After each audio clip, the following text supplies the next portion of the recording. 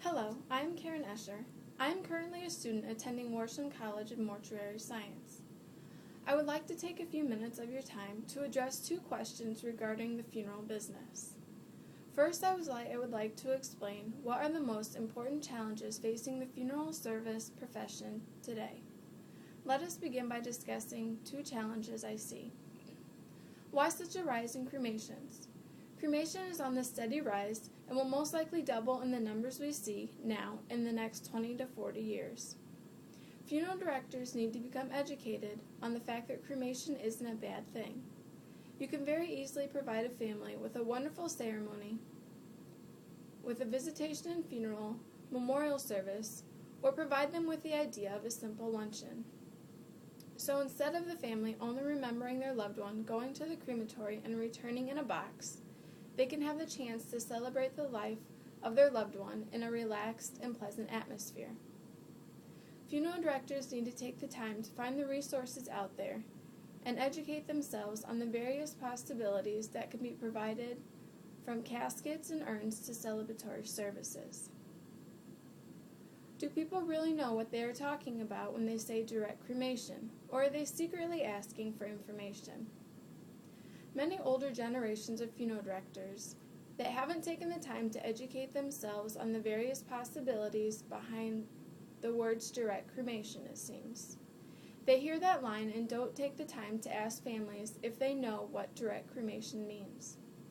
They might be surprised to find out that many families and friends know what some of the terms are of the funeral industry, but they really don't know all the options that they really have.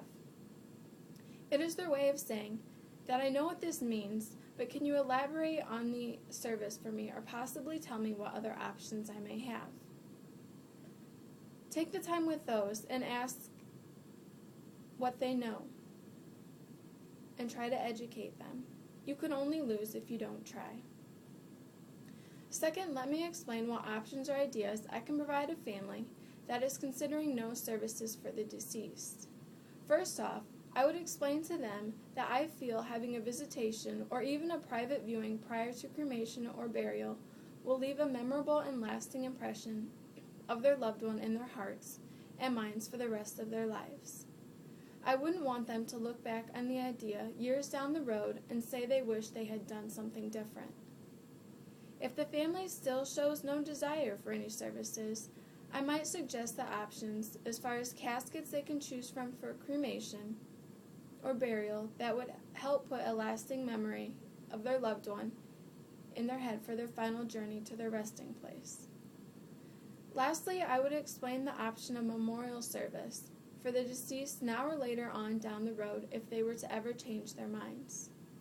This way they can honor the life of the deceased in a more financially friendly way, if this were the case. I would like to close this video by telling you briefly what personal qualifications I believe I possess that will be an asset to the funeral service. I have realized through gravestone training and through my own personal situations with families and the general public that I am a feeler and a sensor, meaning I am able to be sensitive to one's needs and like to form memorable relationships, as well as always having an open ear. While at the same time, I am a sensor in the fact that I am all about achievement and trying to handle situations in a timely manner. I like to take action situations and try to figure out how to handle them quickly but professionally. Thank you for taking the time to view my video about my viewpoints in the funeral business.